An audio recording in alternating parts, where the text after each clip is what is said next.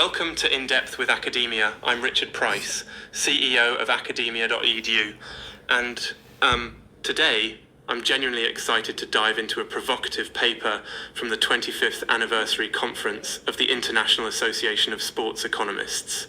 I mean, wow, doesn't that sound fancy? The paper is called Unsustainable Penalty: When AI-Powered Fast Fashion Murders the Living Culture of Sports-Based Economies.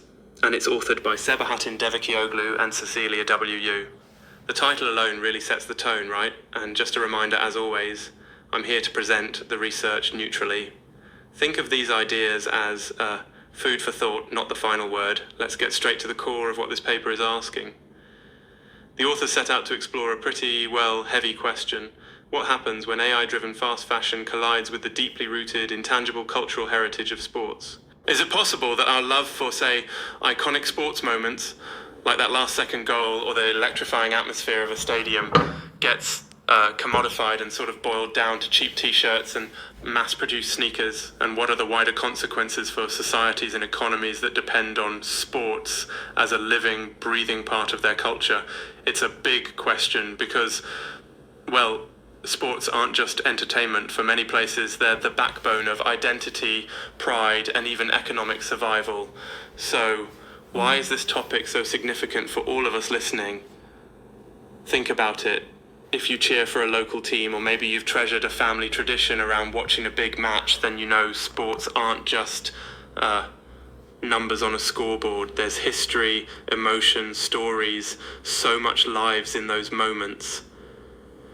But artificial intelligence and fast fashion have industrialized the process of taking those experiences and essentially turning them into products. The concern raised by Devecioglu and Yu is that as this cycle continues, we may, ironically, be draining the very lifeblood that makes sports culture so magical and meaningful. Yikes, right?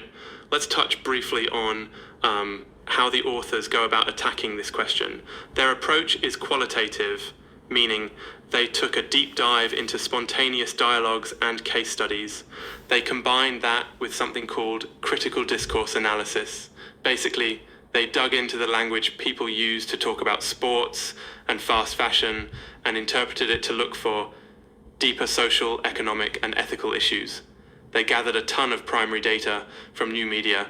Think social networks, digital news, that sort of thing.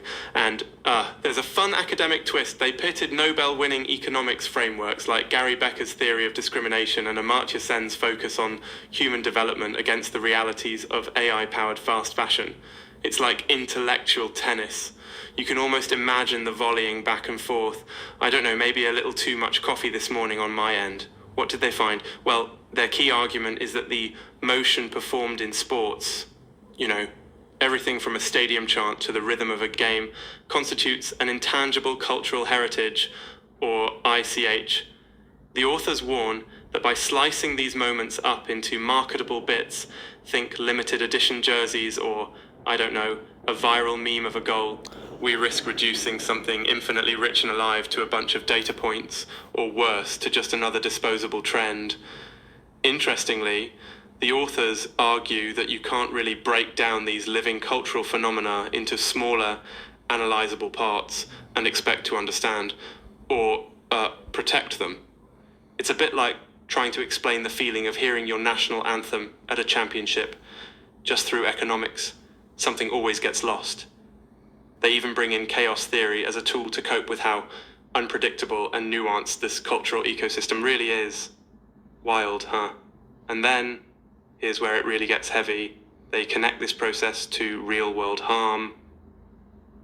Fast fashion, often powered by AI-driven designs and marketing, not only exploits sports culture, but also, according to the authors, fuels environmental destruction and labor exploitation, especially in the global south and among vulnerable women. So, at a human level, these aren't just abstract issues, they're affecting real lives. Now, slight digression. Have you ever noticed how some football shirts from the 90s just, feel different? There's a nostalgia, maybe even a smell. Strange how sensory memory works. But anyway, what does this mean for you, the listener? Even if you're not wearing the latest AI-designed sports gear. These questions reach everyone who cares about the ethical choices behind what we consume, what traditions we pass on, and how technology is, shaping our shared experiences. So, as I wrap up, and as always, remember, I'm not endorsing, just sharing. This research is a powerful prompt to reflect on how we balance innovation with care for the rich traditions and human stories at the heart of sports. The academic world doesn't offer final answers, but it does spark conversations that matter. Thanks for tuning in to In Depth with Academia.